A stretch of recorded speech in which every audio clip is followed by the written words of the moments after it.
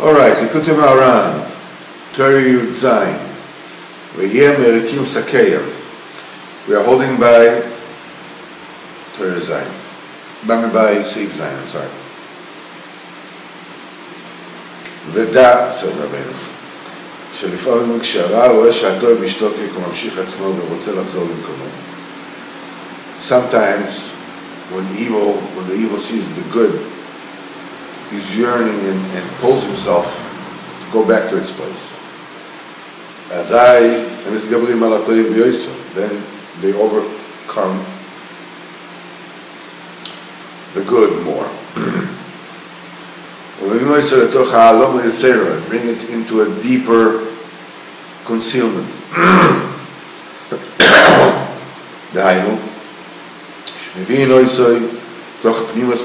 They bring that good into their inner thoughts. How do they bring the good into their inner thoughts? They start scheming, all kinds of schemes against that good.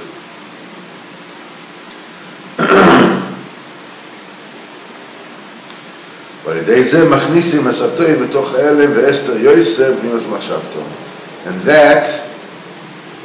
that takes the good and it brings in, it hides it, it conceals it even more in their inner nether of their thoughts. What happens then? Then the good comes out through their offsprings. Because the good now becomes totally hidden and concealed in the innermost regions of their thoughts and mind, which is the source where the birth is from. Because the seed comes from the Moach. It is basically a summary of the entire Moach. That's why the good comes out in the offsprings, in the children that they give birth to.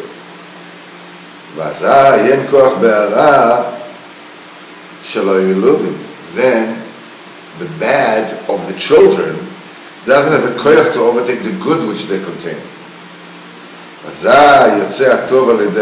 Then the good leaves the realm of evil through the children, through the offsprings. The nas again will become Gary.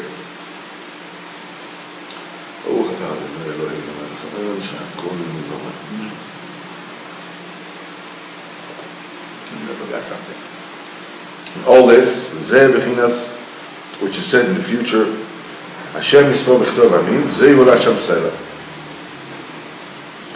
in the future, when Hashem is going to come and write the Goyim, for eternal damnation, He will count out, He will pick out the Israel that are being coerced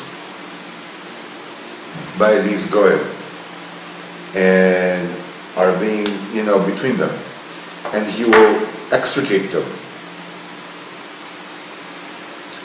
And He will say, this one that I just picked out is actually was born from Zion, from the Eden, and He'll take him out.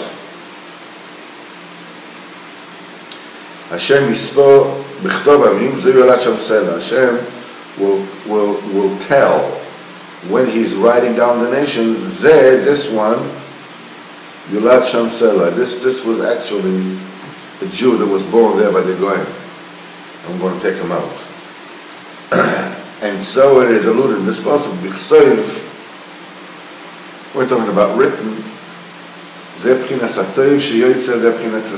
is the good that managed to extricate itself through the Ksav, which, as we learned before, that's the result of the talk of the Tzaddik Emes, which is being written in the scriptures of the Goyim.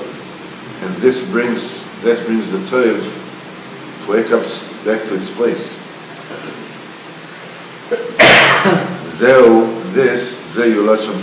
This will be born their Sela.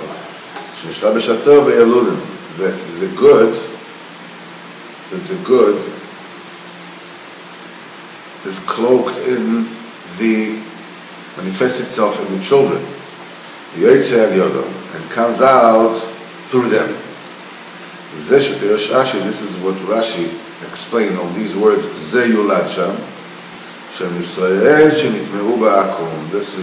is Jews that were assimilated amongst the Goyim, and now they cannot be recognized. And this is the good that it is covered up, is coerced by them.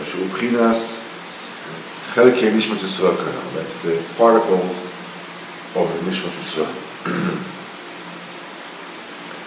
This is what Bilam blessed Am Yisrael. Lo yishkav ad yoichel teref. He's not going to lie down until he's yoichel teref. This is the completion of the altar, because as we said before, teref is euphemism for kosher achila, for proper achila, through which you defeat the kelipot. And then it says later on, but darum chalalim mishtei. And the Tirgum is Targum v'nichsem v'mayerat. He's going to Yashan, the property of the Goyim. I know Pchinas Gerim. This is what the Gerim said. As we said, anybody who grabs it first is Zoychen, because he has no Yoshin. So that's when we said that the Jews, as we said before, Yashan, the property of the Gerim, is the in of Gerim. This, when the Gerim come about, this brings about the completion of the Mizbeach. It's also, but the Rebbe over here is telling us something else. We saw this is where he said before. But the Rebbe also telling us something else here.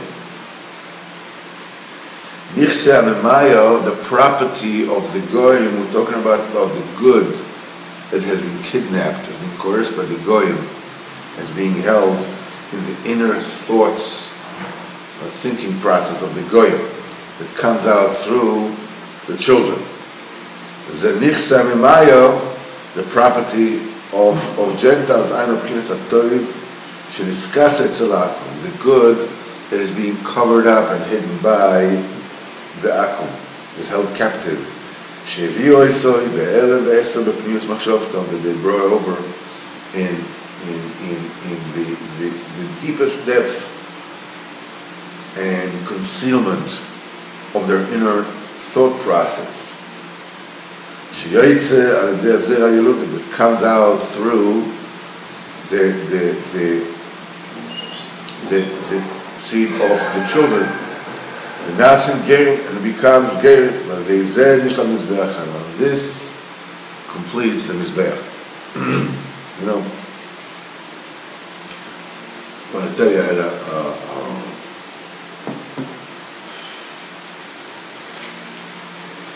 an incident with you know, that Rabbeinu said that before Mashiach will come,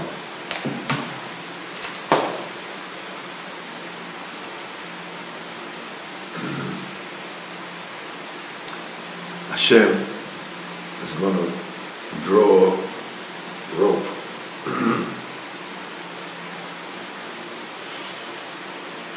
of Yiddishkeit, and he's going to shake it. Those that hold on to it will survive.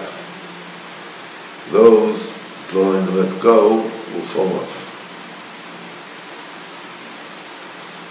These are people that come from the Haredi society that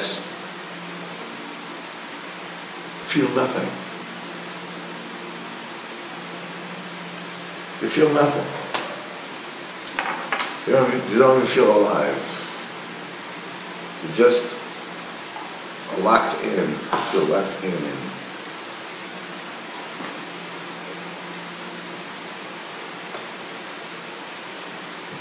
a straitjacket of rules and regulations and this and that. And they yearn to feel alive. They yearn to feel alive. So what do? They go out. Go out and become free. And the thing that enlivens them is the change. It's an intoxicating experience of tasting the forbidden, of doing that which scandalizes, and freaks out everybody around them, which held them lonely and alone and everything. And they have their own, support group, their own societies, they get together, to mechazek one another. And then Hillel, they give them places to be so they can. That's Rachmanis, you understand? A lot of these, I'm talking about this after you finish recording. And I fell into one of them on Facebook through somebody that I know. And he's writing, an ode to joy. Now he's going out, he's going to an army camp, or whatever it is, and he's singing, he's free, he's alive, and wonderful. And he speaks Yiddish, and people,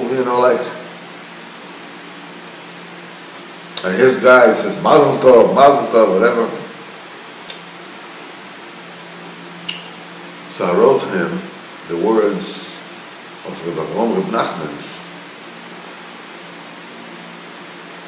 but Megav Zan a mess. You have to be a mess. You have to be a corpse one day.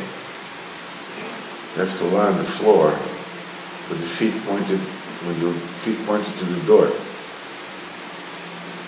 I told him, if you're going to sing then, now you got it made.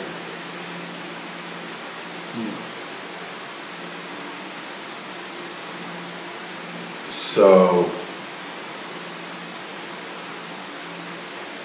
he tells me, he says, but what about singing until then? He says, do you sing until then? I said, I sure do.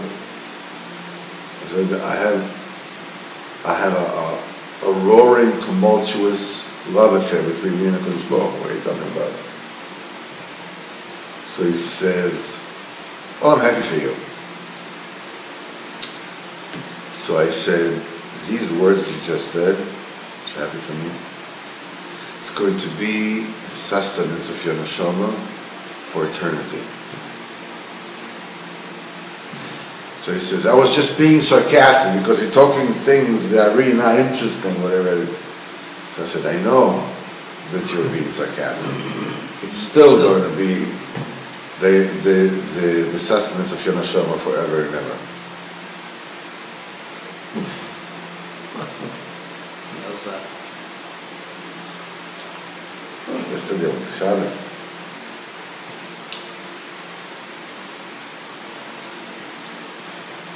Rachmanis Godel.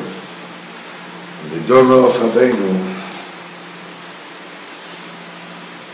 When you don't know of Rabbeinu, I don't understand how you can remain. I don't blame them one bit. So a lot of these people that are falling off the derech, there are stories. The Yiddishkeit was suppressed growing up. They were abused. Not saying as a cause, but there are people that have to go through the tikkun, Without any doubt. Without any doubt. Without any doubt. Without any doubt. This is the bechina of the good being suppressed by the goyim. Problem is that when, for them, is you go and you become fried. You know what you ever said. So in the beginning, it's very exciting. Yeah. But then it becomes old. In the world, the secular world, you think the Haredi world is oppressive and depressive? No. You ain't seen nothing yet. But they have to go through whatever they have to go through.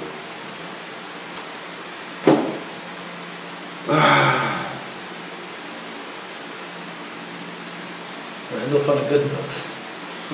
It's a good note, it's 3 weeks. It's a good note, that's a good note. It's itself, it comes out. Yeah.